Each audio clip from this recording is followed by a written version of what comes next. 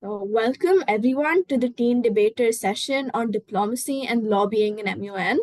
I am Asfia and we're excited to have you all here today. Please don't hesitate to drop your questions in the chat during the session and we'll definitely get back to you. The Teen Debater is an organization dedicated to revolutionizing debate education, access, and activity for schools and students across India. We want debate to be a powerful tool for social mobility and change and make it accessible for all. We aim to enhance your critical thinking, expand your worldview, but also go beyond debate and build a community. Your speaker for this session will be our very own Aarav Jain, an exceptional member from the management committee. Hi Aarav, how are you? Hello everyone. Thanks for the great introduction, Asphia. So basically, today's session is going to be on diplomacy and lobbying, where we will overview what diplomacy and lobbying is like in MUNs, basically. Tavish, if you could just switch to the next slide. So, what is diplomacy? So, let's start with asking you guys if some of you want to raise hands and tell what diplomacy is according to you.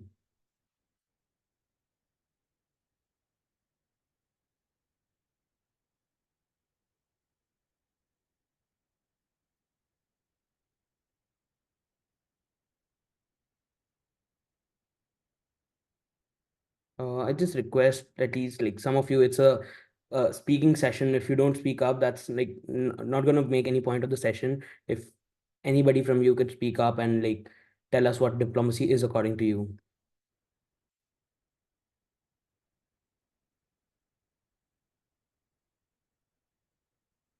Okay, then Tavish, just switch to the next slide.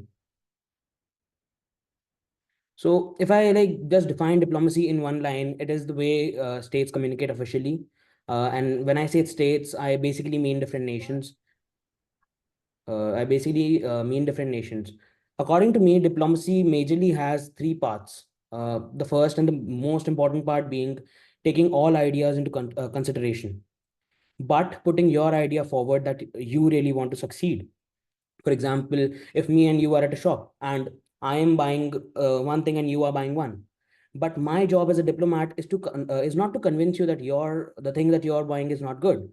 My job is to convince you that the thing I am proposing for is better than yours, and we all both of us should collectively invest in that. So how does this exactly work in an MUN? In an MUN, say a committee has a strength of 30 or 40 people.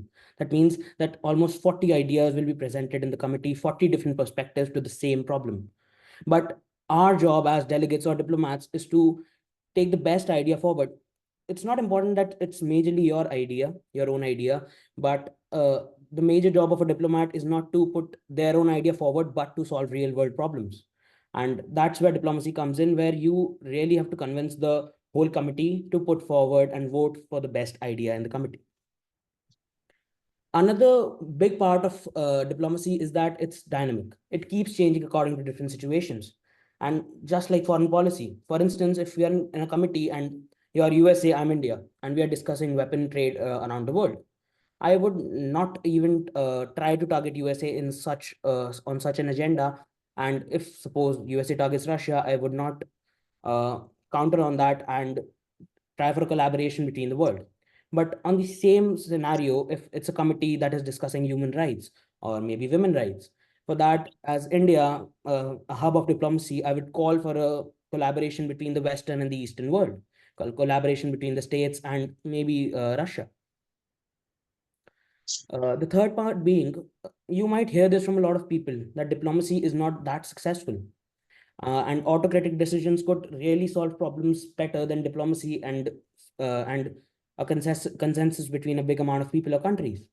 But the thing is, an autocratic decision might last for a small amount of time, 1 year, 2 year, but a diplomatic decision lasts for a very long time. For example, the United Nations, it will almost complete 80 years in 2025, and we all know how successful it is in solving many of the world problems. Now let's come to how to use diplomacy in MUNs. First of all, choosing your words correctly. Many delegates do this mistake where they really use harsh words for countries that are against their own agenda actually their own policies, which I feel could be wrong at a diplomatic level and could really waste your own diplomatic efforts. Focusing on a common ground. This is very important in every committee, be it a Security Council or a Human Rights Council. Focusing on a common ground is very important. Acknowledging different perspectives. This is a really important, also another really important point. The major reason being you're sitting in a committee to actually acknowledge all the points the people are giving. And that is what ensures that an autocratic decision or or decision is not taken just on the basis of one perspective. Avoiding personal attacks and using diplomatic language is somewhat one point where you actually do not try to target one particular committee, one particular country. The major reason being, even if you would see in this in really United Nations too, US does target Russia, but that has reduced in the recent years. The major reason being that diplomacy does not start with targeting different nations. It starts with promoting collaboration and offering constructive criticism. Whenever you try to target another country in an MUN, it's not generally to punch down, but it's to change their perspective over the agenda. For example, if you're targeting Islamic nations on the topic of LGBTQ, it's not to condemn their legality related to LGBTQ, but it is to change their perspective on the same topic. Tavish, just switch to the next one. So yeah, another big part of diplomacy is foreign policy. So if I explain it to you in just 3 or 4 words, foreign policy is a set of rules that dictates how a country takes decisions in the on the international stage and international conferences. One thing about foreign policy is that it keeps changing. Foreign policy generally changes according to the according to the committee and the work the country is doing. Yeah. Let me just switch to the next slide. So the most important part is to how to gain knowledge in foreign policy, because this is something that a lot of people face problem with. So first thing I would tell you, use news. News is the greatest way to gain knowledge if you are a munner and you can gain knowledge about different foreign policies, because foreign policy is not something that you read a 8 page 10 page document and you gain knowledge about it. It is something that you gain with experience. For this, I can give you one suggestion, is that don't try to be a part of many, like choose for many countries. Make a set of 3 or 4 countries that you generally opt for in MUNs and research a lot about them. For example, for me, it's majorly the States, France, Russia, and India, for which I keep a lot of research and focus on the current affairs in these nations. Another very important thing and good way to gain knowledge about foreign policy is to read reports. After every big UN meeting that happens, diplomats and foreign policy analysts post reports, which can be a great way to gain knowledge as how the countries are taking decisions and how the diplomats work in the real UN. And the biggest way I learned foreign policy is myself is by talking to people. Uh, Talking to people who really know more than you. For example, if you go to an MUN, talk to the chair about diplomacy, talk to the chair about foreign policy. They are there not just to mark you, but to teach you what real MUN is and to teach you how to excel at it. Tavish, just switch to the next one. Yeah, just get back to the last slide. Yep. So I'll just tell you how to use foreign policy in MUNs. First of all, use it in speeches. In speeches, many people make this mistake, is that they focus a lot on their own achievements about the agenda and what their country has done. But a really important thing is to focus in MUNs is to tell what an international effort could be. And to get to a point where you're telling the whole committee an international effort, you need to know your own foreign policy and what to work on.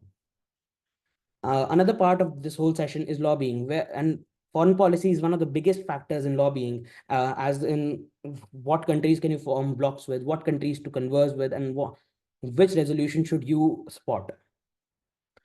Another big example of foreign policy could be whom or what can you speak about. Like if, for example, if you're India, you're not going to target Russia directly, even if Russia does a big blunder. That is foreign policy. India and Russia are one of the biggest staying alliances in the world right now, and one of the biggest international friendships in the world. The reason for that is because the strong foreign policy both the nations have.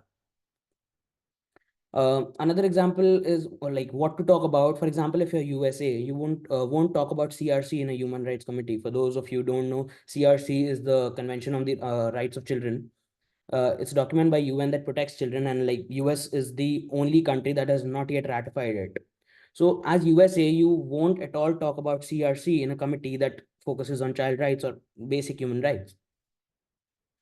The last thing I want to say about foreign policy and diplomacy is never be over diplomatic. Because a lot of people do this mistake. They try to justify the mistakes or the policies of their nation that are extremist.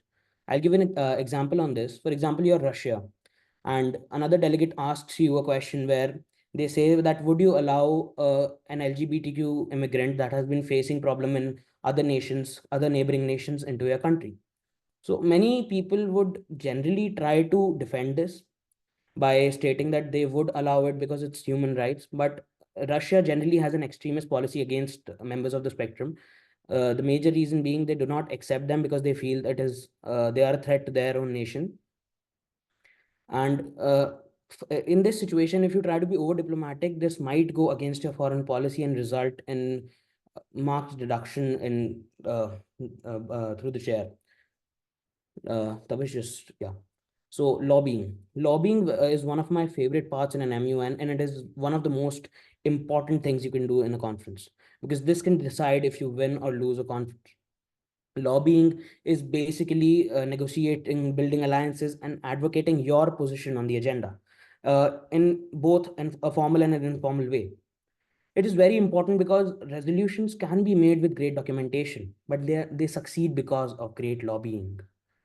And lobbying is one is important because you can state your point in speeches, different questions, maybe chits and documentations. But for it to be accepted in the committee, you need to lobby and form alliances with other members of the committee. Next slide, please.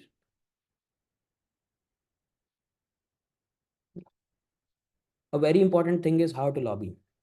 The first step is to be friendly with everyone.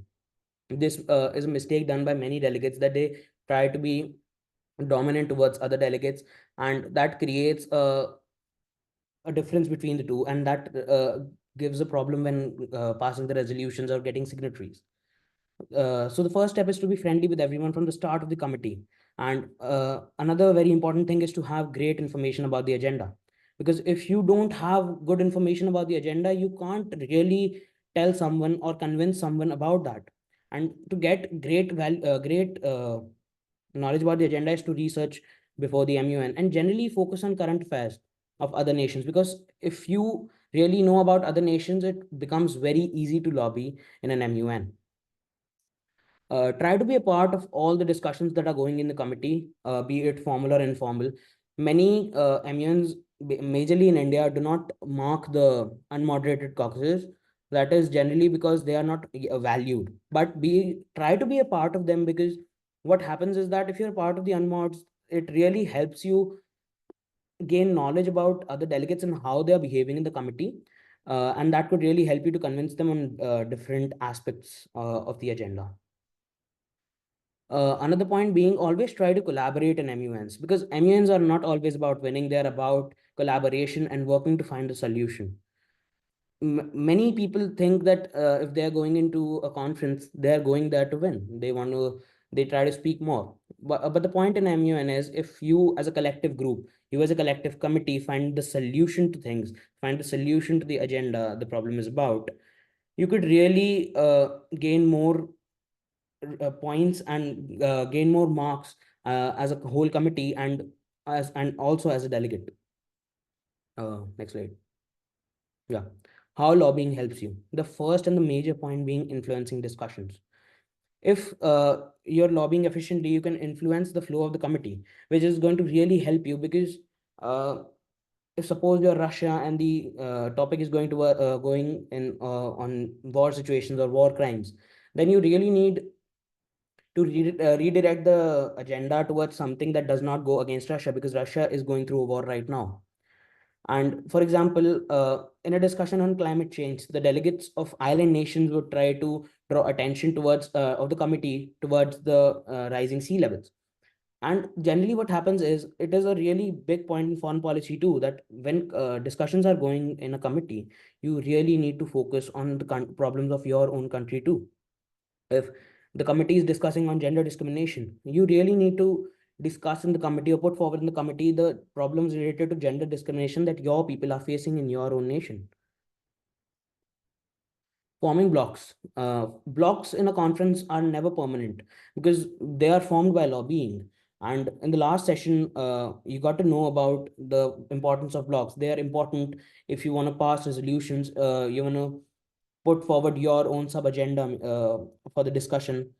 And generally, what happens is blocks keep changing in an MUN because of lobbying. There is constant changes into blocks. It is not permanent if a block exists. Like it's not permanent if UK is going to stay with US or maybe China goes with Russia, because this all this change according to the agenda. Yeah.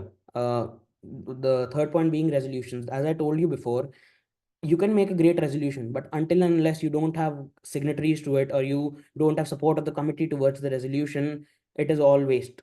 Because and this support is gained through lobbying. You can really work on a great resolution, but if you don't have good relations with other delegates, it's not going to, the committee is not going to pass your resolution, and there is no point to making a great resolution. um, yeah, acceptance of speeches. So what generally happens is, uh, what generally happens is if you're putting forward a point in a committee, so you really need the committee to accept it, because if the committee does not accept the point or does not agree with your point, there is no meaning of you explaining it to them. If there's a solution that you put forward and the committee does not agree to it, it makes everything monotonous and illogical maybe. Yeah. So one strategy that I really want to give you is lobbying before MUNs.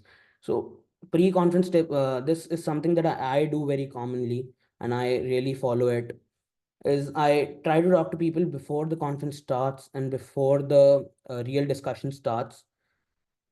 The major reason being that if you really talk to delegates before the conference, it is generally an informal discussion and you could form relations with them which are helpful in the committee. Researching and networking. This is very important things as a very important thing, because networking is the biggest part of an MUN that I personally go to MUNs for. I try to build networks with people that could really help you. And the last part being alliances, as we focused on this before too, that alliances are a great way to lead a conference and get your motions passed.